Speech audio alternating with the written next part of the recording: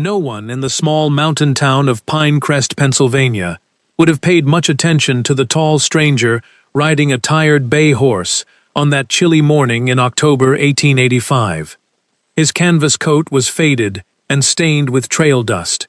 His wide hat was pulled low to shield his face from the biting wind. His leather boots bore the deep cracks of someone who had walked countless miles across rugged country. To any farmer or storekeeper watching him pass, he appeared to be nothing more than another drift hand looking for a day of hard labor. That was precisely what Garrett Drake wanted them to think. Only a few hidden elders across the Northern Territory knew that beneath those humble clothes rode the vampire king of Crestwood Valley. At over 300 years old, Garrett ruled a massive domain hidden deep within the dark pine forests of the valley. His word was law among his kind, and his wealth could buy whole towns without making a dent in his fortune. Yet none of that power had eased the cold silence that settled over his heart in recent decades. Wealthy lords and noble families often welcomed him with polished silver, grand dinners, and daughters dressed in fine silk. Yet every conversation drifted toward his lands, his gold, or the influence they hoped to gain by associating with him. Not once had anyone cared about the man behind the crown. Garrett had begun a quiet journey across the countryside.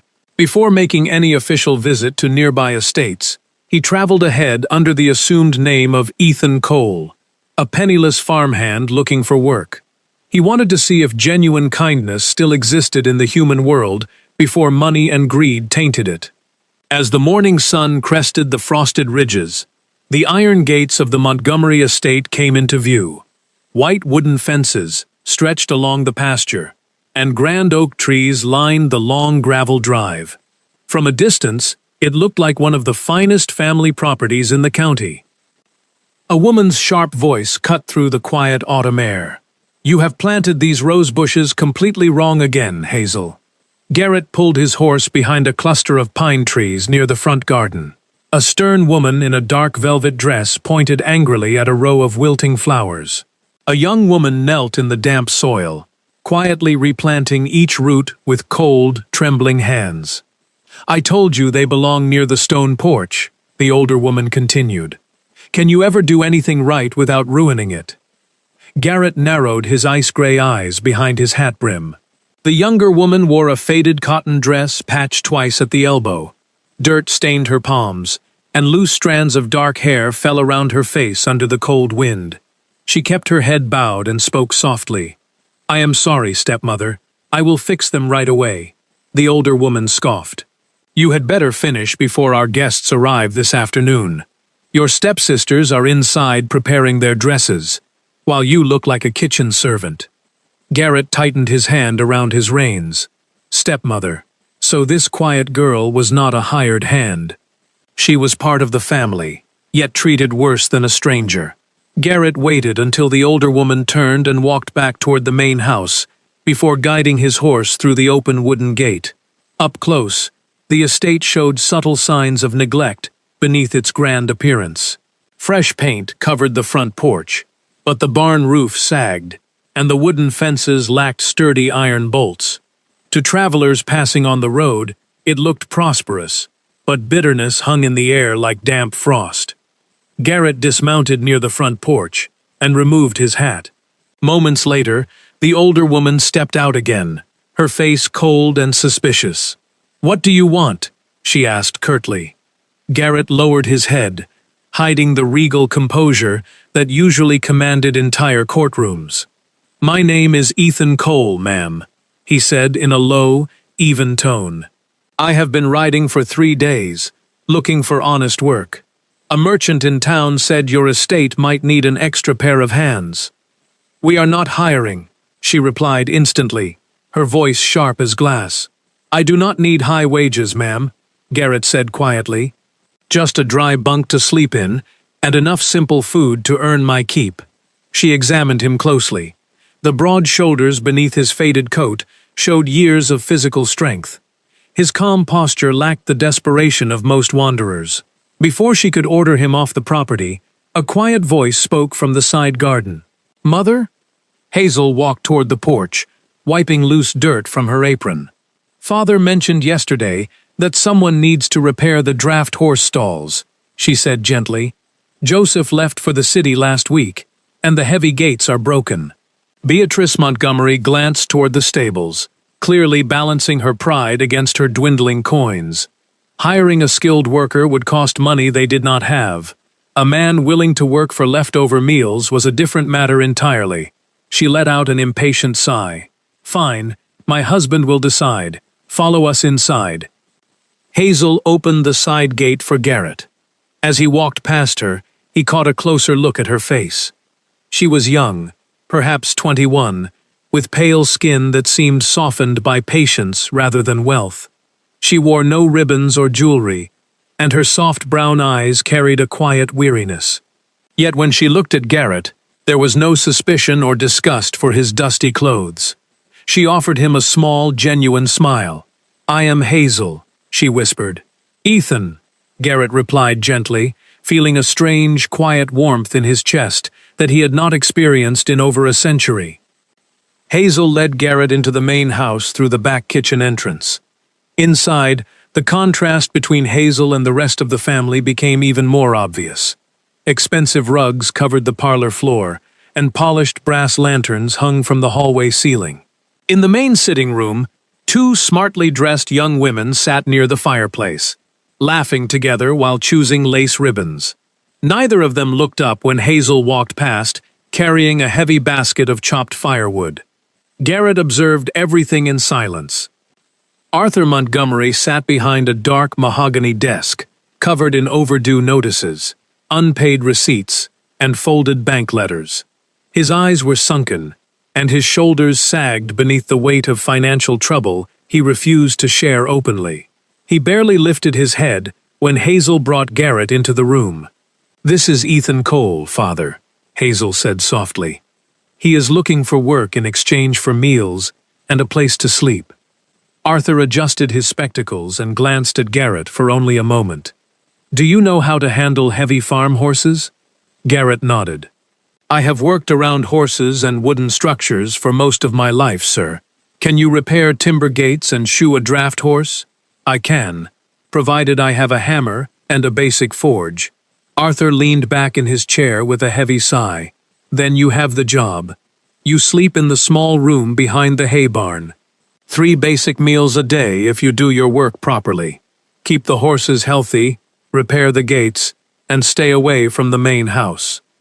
"I understand," Garrett answered calmly. Arthur waved his hand dismissively toward Hazel, without another glance at either of them. "Show him where the feed and tools are stored." Outside, the cool autumn wind carried the scent of dry oak leaves across the yard. Hazel walked beside Garrett toward the large timber stable set back from the main house. Inside, 8 horses stood in dirty stalls. Their coats were dull, their hooves needed trimming, and a gray mare favored her right hind leg. It was obvious that the animals were not neglected out of cruelty, but because no one had time or money to care for them. "The hayloft is up those stairs," Hazel explained, pointing toward the wooden ladder. "Water comes from the hand pump near the side wall." She hesitated, looking down at her worn boots. "I am sorry about my stepmother's tone earlier. She is under a lot of stress." Garrett looked at her steadily. "You do not need to apologize for someone else's behavior, Miss Hazel." A subtle smile touched her lips. "I suppose not, but I wanted to say it anyway." For a moment, neither of them spoke. A gentle breeze blew through the open barn doors, rustling the dry straw on the floor. Garrett noticed how carefully Hazel tried to hide her tired movements. Her shoes were worn thin, and her dress had been mended multiple times along the seams. Yet she did not complain. She simply turned back toward the house, where endless household tasks awaited her. Garrett spent the rest of the afternoon working in the quiet barn. Using his natural speed and subtle supernatural strength, he mended the heavy corral gate in less than an hour. He cleaned out every stall, spread fresh dry straw, trimmed broken hooves, and rubbed a soothing herbal mixture into the gray mare's swollen leg. By twilight, the stable was completely transformed.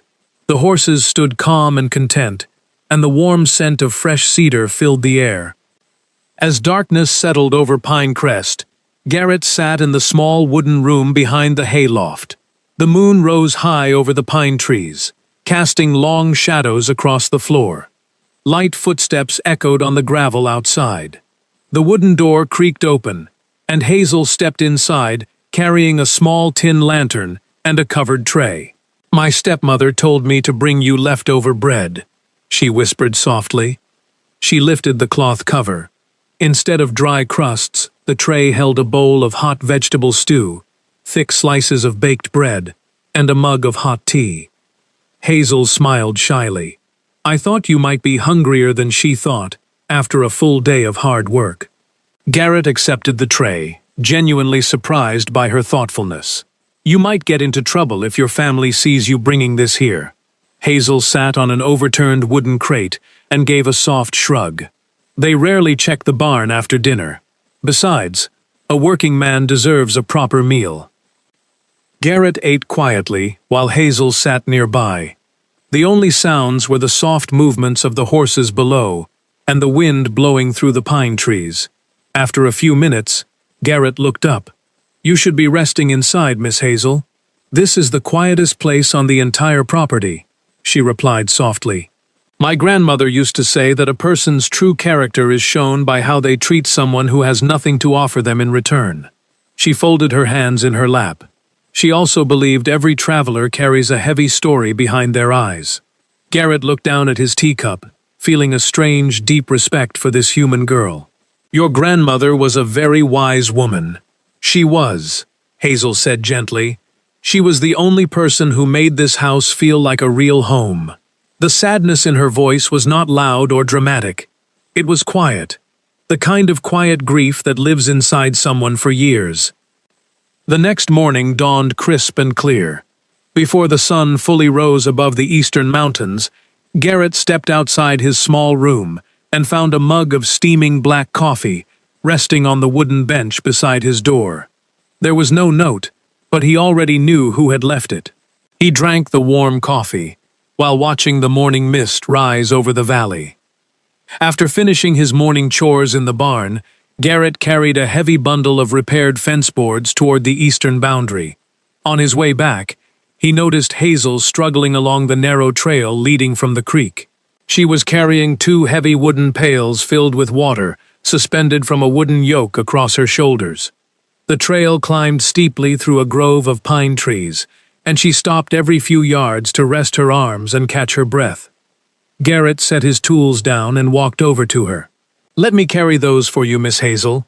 She looked up, startled, wiping sweat from her forehead. "Oh no, Ethan. You already have enough work to do today. Carrying water takes very little effort for me," Garrett said, taking the wooden yoke from her shoulders before she could argue. "You fed me well last night. Consider this a fair trade." She smiled softly, yielding the heavy weight to him. "You are very stubborn, Ethan Cole. I have been told that once or twice over the years," Garrett replied with a small smile. They walked together along the quiet dirt path beneath the tall pine trees. The crisp autumn air smelled of sap and damp earth. After a short silence, Garrett asked gently, "Have you lived in Pinecrest your whole life?" "Since I was a child," Hazel answered, watching the yellow leaves drift down from the branches. "My biological father passed away when I was very young. My mother married Mr. Montgomery a few years later." She paused, taking a slow breath. "My stepsisters were born shortly after. They have always belonged here. I think I have spent 20 years trying to earn a place in a home that considers me a servant." Garrett felt a sharp tightening in his chest. For 300 years, he had seen kingdoms rise and fall, and he had seen plenty of cruelty born of pride and greed. Yet hearing Hazel's calm, soft voice describe her loneliness touched him more deeply than any grand tragedy. Her quiet endurance was remarkable. "You do not owe them your life, Hazel," Garrett said softly, using her name directly for the first time. Hazel looked at him, her brown eyes meeting his intense gray gaze. "Sometimes it feels like I have no choice. When you have nowhere else to go, you learn to adapt to the shadows." "Shadows only last until the sun rises," Garrett replied steadily. They reached the back porch, and Garrett set the heavy water pails down near the kitchen door. Hazel looked at him with warm gratitude. "Thank you, Ethan, for the water, and for listening." Later that evening, as orange light faded into dark purple over the mountain ridge, Garrett finished stacking chopped firewood near the main house kitchen. As he turned to leave, voices drifted from the open window of Arthur Montgomery's private study. Normally, Garrett ignored human conversations, but a single name spoken in a sharp tone stopped him in his tracks. Hazel. Garrett stood still in the deep shadows beside the stone wall. His advanced vampiric hearing allowed him to hear every word as clearly as if he were standing inside the room. Arthur Montgomery sat slumped at his desk, his head resting in his hands. Across from him stood Beatrice, her arms crossed tightly over her velvet gown.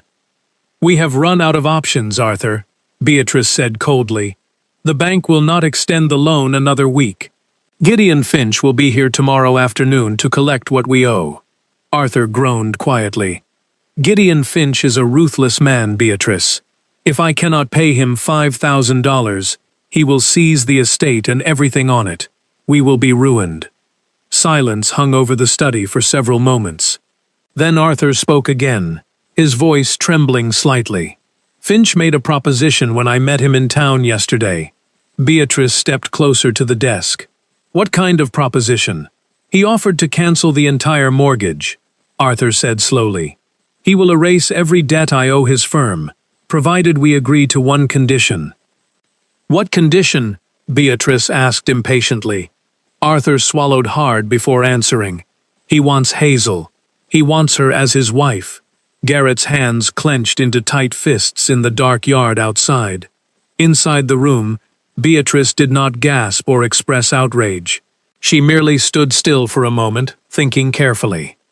"Gideon Finch is nearly 60 years old," she said thoughtfully. "He has buried 2 wives already, and his temper is well known in town." "I know," Arthur muttered. "He is a hard man." Beatrice walked slowly toward the fireplace, her face cold and calculating. "If Hazel marries him, our debt disappears completely. Our property is saved, and my daughters will still have their inheritance and a chance to marry respectable gentlemen." She turned back to her husband with a firm expression. "Hazel has no money and no suitors. This marriage will secure her future and save ours. It is a necessary sacrifice." The cold autumn wind howled through the pine trees surrounding the estate, but Garrett remained motionless in the shadows. His blood ran cold with quiet fury. They were discussing Hazel as if she were a piece of land, or a horse to be traded away to satisfy their debts. Not once had Arthur or Beatrice asked what she wanted.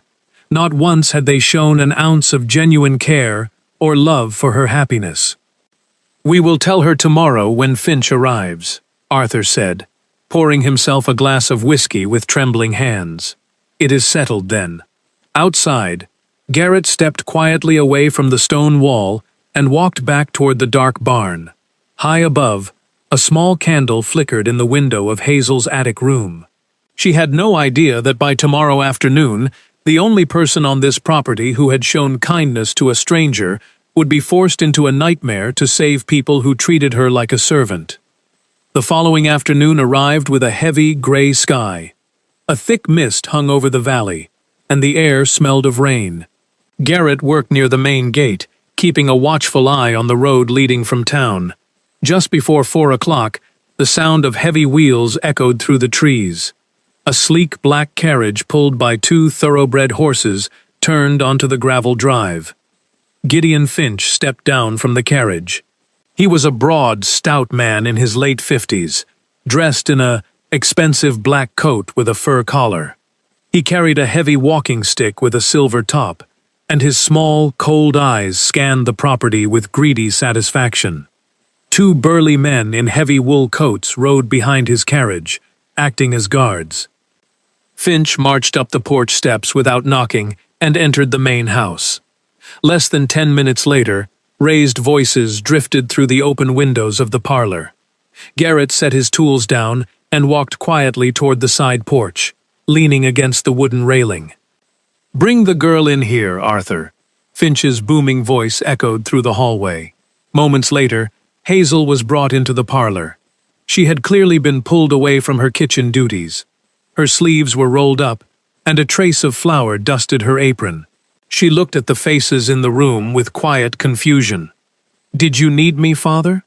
Finch stepped forward, walking around Hazel slowly, as if inspecting an animal at a market. "She is thin," Finch remarked in a dry tone, "but her features are pleasant enough. She will do quite well." Hazel frowned, taking a step back toward the door. "I do not understand. Who is this gentleman?" Beatrice stepped forward, her voice sharp and devoid of warmth. "This is Mr. Gideon Finch, Hazel.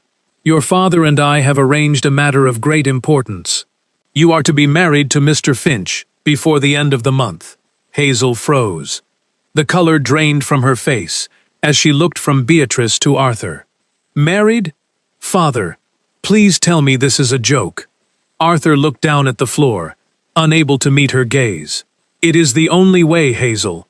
Mr. Finch has agreed to clear all our debts in exchange for your hand." "You are selling me?" Hazel whispered, her voice shaking with disbelief. "You are trading me to pay for your loans?" Finch chuckled darkly, reaching out his thick, leather-gloved hand to grab Hazel's wrist. "You should be grateful, girl. You will live in a large house and never have to scrub another floor." The moment his fingers tightened around her arm, Hazel yanked her hand back with sudden strength. "No!" she cried out. "I will not do it!" Without waiting another second, Hazel turned and ran out of the parlor. Finch shouted in anger, "Stop her!" Hazel burst through the front door and ran down the porch steps into the cold rain. She did not look back. She ran past the main house, past the garden, straight toward the only place where she felt safe, straight toward the quiet barn hand, who had treated her with respect. Hazel stumbled through the heavy barn doors, her breath coming in frantic, ragged gasps. Cold rain soaked her hair and dress, and tears blurred her vision as she leaned against a wooden stall frame, trembling violently. Garrett turned instantly from the gray mare's stall, setting his brush aside. "Hazel," Garrett said, stepping forward quickly.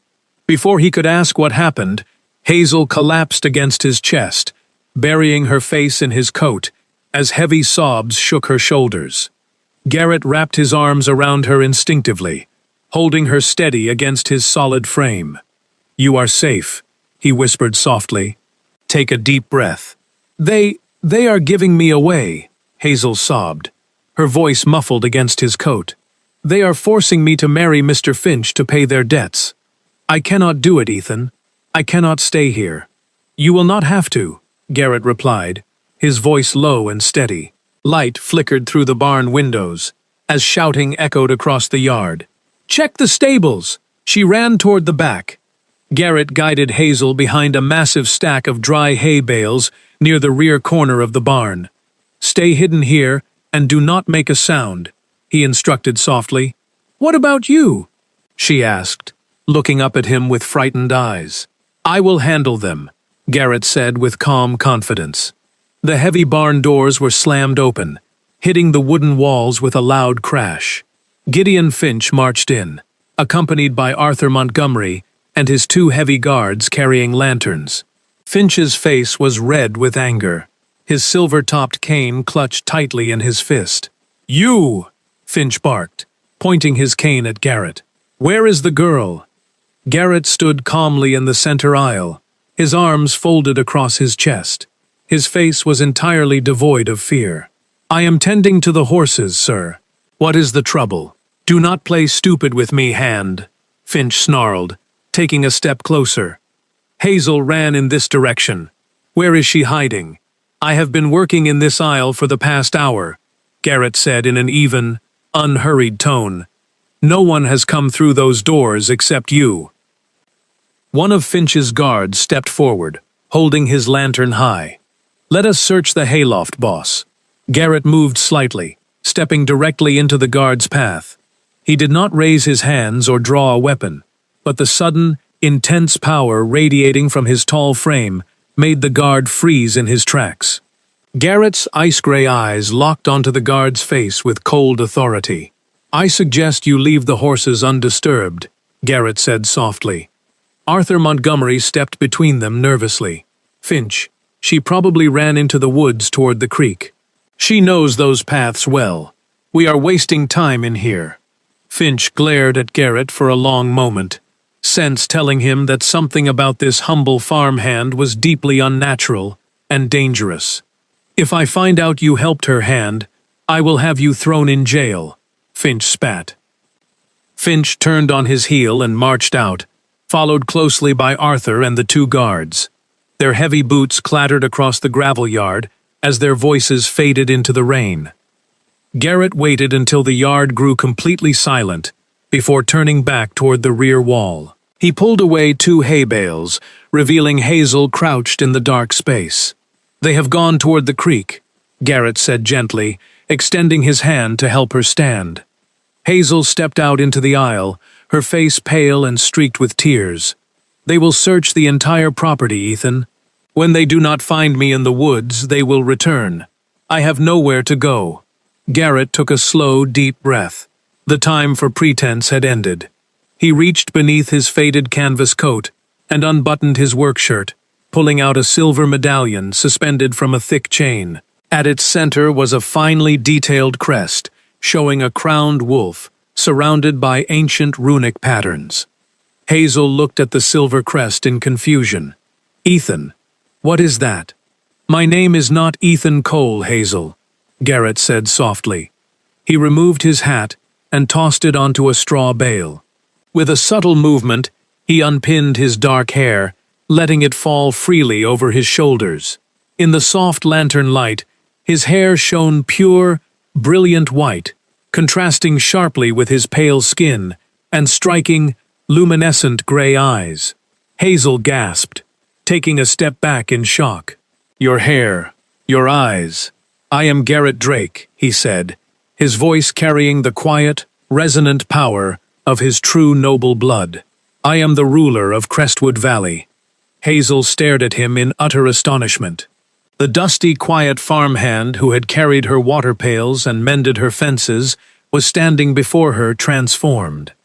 His stance was regal, his pale features breathtakingly sharp, and his presence filled the timber barn with an ancient, peaceful authority. "You are the Lord of Crestwood Valley?" Hazel whispered, her mind racing to understand. "The wealthy nobleman from the Northern Territory?" "I am," Garrett answered quietly. Hazel shook her head, confusion lingering in her eyes. "Why would a man of your status come here dressed as a poor traveler? Why work in our dusty barn?" Garrett looked at her gently. "Because when you possess immense wealth and power, people rarely show you who they truly are. They offer smiles to gain favor, and they tell lies to win gold. I wanted to travel as a simple man, to see if true, unselfish kindness still existed in this world." He stepped closer to her. "And I found it in you, Hazel." Hazel felt her heart skip a beat. "In me? You shared your food with a penniless stranger," Garrett said, his voice filled with sincere warmth. "You spoke to me with dignity when your family treated me like dirt. You showed genuine compassion when you had nothing to gain from it." He reached out and gently rested his hand near hers. "You showed me that goodness still exists." Outside, shouts echoed from the distant tree line. "Search near the old mill. She could not have gone far." Garrett turned toward the tack room, returning a moment later with his black leather riding cloak and a heavy wool blanket. He wrapped the warm blanket around Hazel's wet shoulders. "We have very little time before they realize you are not in the forest," Garrett said. "My swiftest stallion is tethered near the northern gate." He looked into her eyes, his expression earnest and steady. "Come with me to Crestwood Valley, Hazel. You will never have to scrub another floor against your will, and no one will ever trade your life for gold again." Hazel looked at his outstretched hand. "Are you offering to rescue me?" Garrett shook his head slowly. I am offering you a choice, something no one in this house has ever given you. If you come with me, you come as my honored guest, and as a free woman. The choice is entirely yours." Hazel looked back toward the main house, visible through the barn door. She thought of the dark attic room, the endless harsh words, the cold mornings spent working while her stepsisters slept, and the cruel transaction her family had arranged without a second thought. There was nothing in that house for her, no love, no warmth, and no future. She looked back at Garrett, seeing truth, respect, and safety in his bright gray eyes. She placed her small hand into his cold, strong palm. "I choose to go with you," she said firmly. Garrett smiled, a brilliant, breathtaking smile that lit up his pale face. He closed his fingers gently around hers. "Then, let us leave the shadows behind." They slipped out through the rear door of the barn, moving quietly through the dark pine trees toward the northern gate.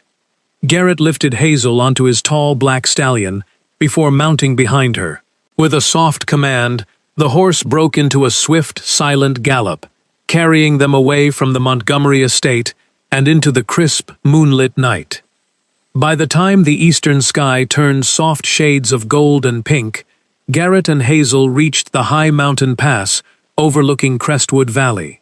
Hazel gasped softly as the fog parted, revealing a breathtaking valley below. Surrounded by towering pine forests and snow-capped peaks, stood a magnificent estate built of dark stone and warm timber.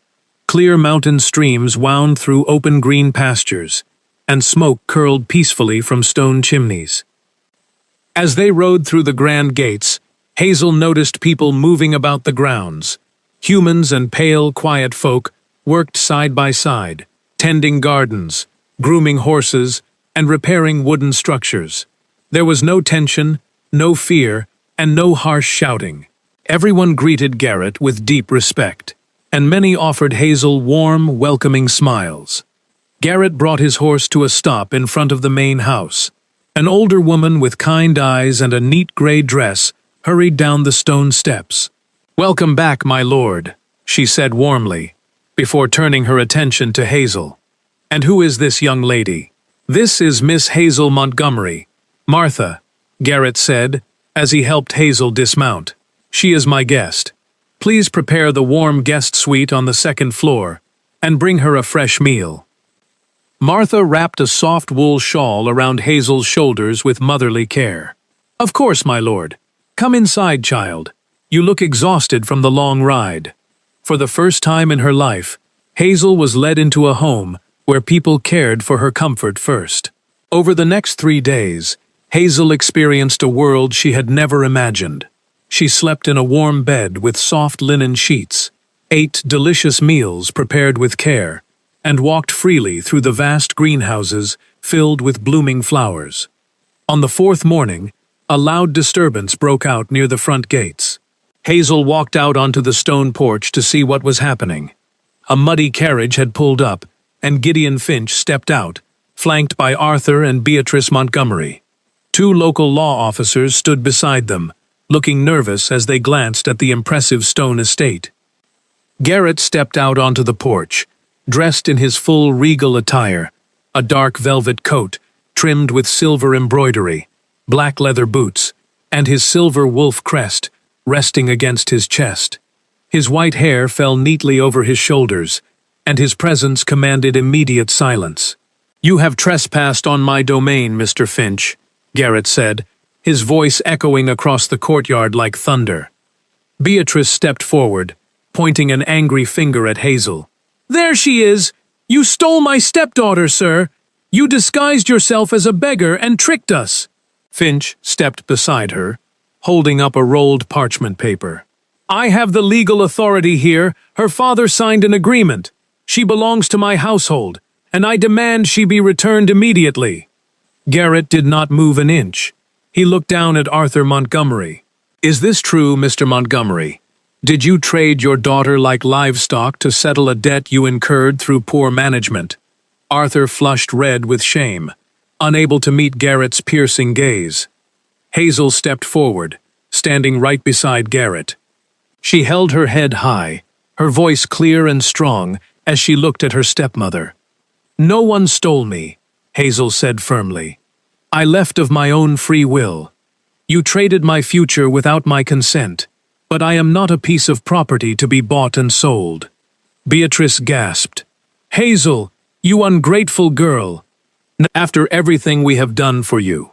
You gave me a bed in the attic and treated me like a servant." Hazel interrupted calmly. "I owe you nothing. I will never return to your house."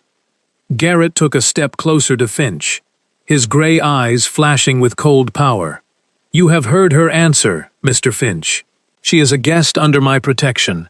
If you or Mr. Montgomery take one more step onto my land, my guards will remove you by force." Finch looked at Garrett's pale, unyielding face, then at the sturdy guards lining the stone walls. He realized his money and influence meant nothing in this valley. With a bitter curse, Finch turned and climbed back into his carriage.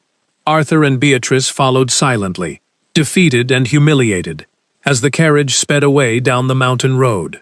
Months passed, and winter gave way to a gentle, blooming spring in Crestwood Valley. Hazel blossomed in her new life. She took over the management of the estate's vast floral gardens, turning the greenhouses into a sanctuary of rare, beautiful plants. The residents of the valley grew to love her quiet warmth and endless patience, treating her as a cherished member of their community. Garrett and Hazel spent their evenings walking together along the pine-lined trails surrounding the estate. Away from the demands of his kingdom, Garrett shared stories of his long life, while Hazel talked about her dreams for the gardens. Their connection grew deeper with every passing day, built on mutual trust, quiet understanding, and genuine affection.